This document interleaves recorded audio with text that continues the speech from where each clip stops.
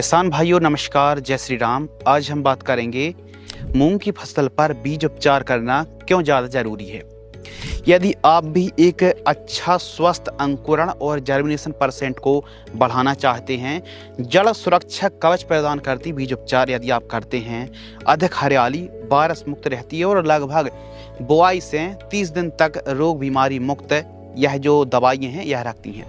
तो मूंग का आप बीज उपचार कर रहे हैं तो कौन सी फंगीसाइड या कौन सी दवाई से बीज उपचार करना चाहिए ताकि रिजल्ट अच्छे मिले। आज के समय मार्केट में सैकड़ों नहीं हजारों की संख्या में अलग अलग कंपनी की बीज उपचार नाशक दवाई मार्केट में उपलब्ध हैं, लेकिन आज के समय जब हम 2025-26 में बात कर रहे हैं तो लेटेस्ट टेक्नोलॉजी और सबसे बेस्ट रिजल्ट देने वाली आज के समय कौन से भी टेक्निकल या फिर 2-3 टेक्निकल एक ही दवाई में हैं, अलग से आपको कीटनाशक फंगीसाइड या फिर अलग से आपको दवाई लेने की आवश्यकता ना पड़े, तो इसके लिए एक ही दवाई पर 3 अलग अलग साल्ट दिए गए हैं जो कि ग्रोथ में, हरियाली में, जर्मिनेशन में और बीमारियों से जड़ संबंधित जो डिजीज़ आते हैं इनको कंट्रोल करने के लिए बहुत ही बढ़िया हम आपके लिए दवाई लेकर के आए हैं। तो चलिए दोस्तों शुरू करते हैं। देखो, मूंग की फसल पर बीज उपचार करना बेहद ज़्यादा ज़रूरी है। यदि आप बीज उपचार करते हैं तो इसके अलग अलग फ़ायदे, कम खर्च पर ज़्यादा से ज़्यादा 1 एकड़ का खर्च यदि आप मूंग की खेती कर रहे हैं तो बीज उपचार करने का ज़्यादा से ज़्यादा सीड ट्रीटमेंट करने का खर्च, बीज उपचार यानी सीड्स ट्रीटमेंट करने का खर्च 100 रुपये से लेकर के 200 रुपये के आसपास तक जाने वाला है। तो बीज उपचार आपको अवश्य करना चाहिए। यदि आप घर का बीज लगा रहे हैं तब तो आपको बीज उपचार करना ही चाहिए, और सीड्स को आप मार्केट से भी खरीद के लाए हैं बेस्ट वेराइटी, तो उनको भी बीज उपचार आप जरूर करें।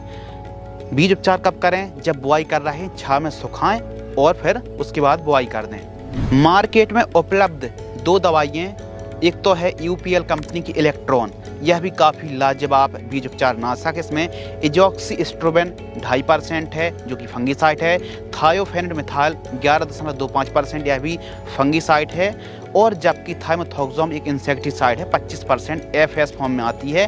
कीटनाशक फंगीसाइड दोनों का मिश्रण है, 3 साल्ट हैं। जड़ों को प्रोटेक्ट करती है, रोग बीमारियों को काफ़ी ज़्यादा सुरक्षा प्रदान करती है, फसल को स्वस्थ रखती है। तो इसका जो डोज है 1 केजी बीजों को उपचार कर रहे हैं तो 3 ml की दर से बीजों को उपचार करें। बीज उपचार करने की सिंपल पद्धति है, पानी के साथ दवाई को हल्के से छींटे मार करके बीज उपचार करें और लगभग 35-40 मिनट तक छांव में सुखा करके बुआई करें। यह भी आधुनिक तकनीक पर आधारित बीज उपचार नाशक है।